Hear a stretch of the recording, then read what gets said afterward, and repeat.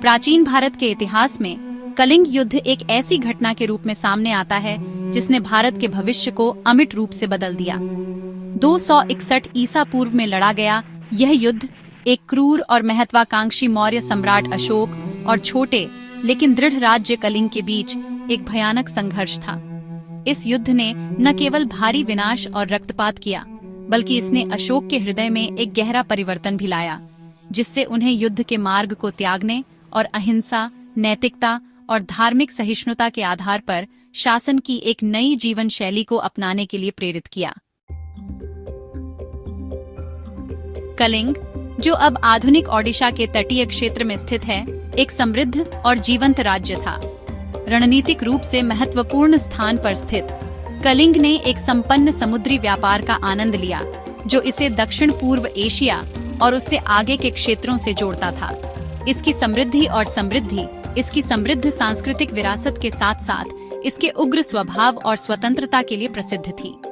कलिंग के लोगों को उनके शौर्य, लचीलापन और अपनी मातृभूमि के प्रति अटूट प्रेम के लिए जाना जाता था।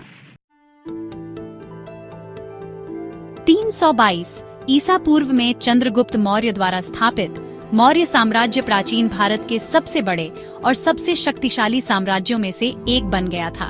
अपने कुशल शासकों और दुर्जय सेना के नेतृत्व में मौर्य साम्राज्य ने तेजी से विस्तार किया, जिसने अधिकांश भारतीय उपमहाद्वीप को अपने अधीन कर लिया। चंद्रगुप्त के उत्तराधिकारी बिंदुसार ने इस विस्तारवादी नीति को जारी रखा, जिससे साम्राज्य की सीमाएं कलिंग की सीमाओं तक पहुंच गईं। मौर्य साम्राज्य और कलिंग के बीच युद्ध अपरिहार्य प्रतीत होता था, जो कई कारकों से प्रेरित था। कलिंग की रणनीतिक स्थिति और आर्थिक समृद्धि ने इसे मौर्यों के लिए एक आकर्षक लक्ष्य बना दिया, जो अपने साम्राज्य को और मजबूत और विस्तारित करने के इच्छुक थे। इसके अतिरिक्त कलिंग की स्वतंत्र भावना और मौर्य वर्चस्व को प्रस्तुत करने से इनकार ने अशोक के लिए एक चुनौती पेश की, जो अपने पूर्ववर्तियों की विरासत को बनाए रखने और पूरे भारत में अपनी शक्ति का दावा करने के लिए दृढ़ थे। खूनी संघर्ष, धौली की लड़ाई। 261 ईसा पूर्व में मौर्य सेना स्वयं सम्राट अशोक के नेतृत्व में कलिंग पर आक्रमण किया। कलिंग सेना ने अपनी मातृभूमि की रक्षा के लिए दृढ़ता और वीरता से संघर्ष किया, जिससे युद्ध को एक लंबे और रक्तरंजित मामले में बदल दिया गया। हालांकि मौर्य सेना की संख्यात्मक श्रेष्ठता, संसाधन और रणनीति ने अंततः उन्हें जीत दिलाई, लेकिन भारी कीमत पर। धौली की लड़ाई, जो कलिंग युद्ध का निर्णायक युद्ध साबित हुई, इतिहास के सबसे भयानक और विनाशकारी युद्धों में से एक थी। विजय और पश्चाताप, एक सम्राट का हृदय परिवर्तन।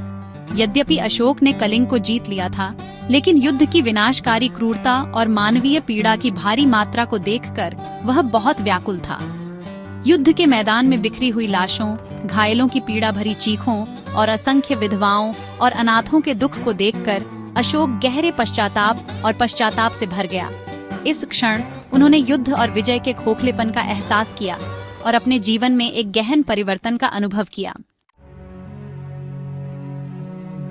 धम्म का मार्ग अपनाना, अशोक का परिवर्तन। कलिंग युद्ध के बाद अशोक ने बौद्ध धर्म अपना लिया, जो अहिंसा, करुणा और सभी जीवित प्राणियों के प्रति सम्मान का प्रचार करता है। उन्होंने अपने जीवन को अपने नए विश्वास के सिद्धांतों को बढ़ावा देने और अपने साम्राज्य में न्याय, नैतिकता और कल्याण पर आधारित शासन की एक नई प्रणाली स्थापित करने के लिए समर्पित करने का संकल्प लिया। उन्होंने बौद्ध धर्म के सिद्धांतों को अपनाया, जिसे धम्म के नाम से जाना जाता है, अपनी नीतियों का मार्गदर्शक सिद्धांत और अपने लोगों के जीवन के लिए एक खाका को बढ़ावा देने का आग्रह किया। कलिंग युद्ध की विरासत, इतिहास पर एक अमिट छाप। कलिंग युद्ध भारतीय इतिहास में एक महत्वपूर्ण मोड़ साबित हुआ। इसने न केवल मौर्य साम्राज्य के प्रक्षेपवक्र को बदल दिया, बल्कि पूरे भारतीय उपमहाद्वीप में सामाजिक, राजनीतिक और धार्मिक परिदृश्य को भी फिर से आकार दिया।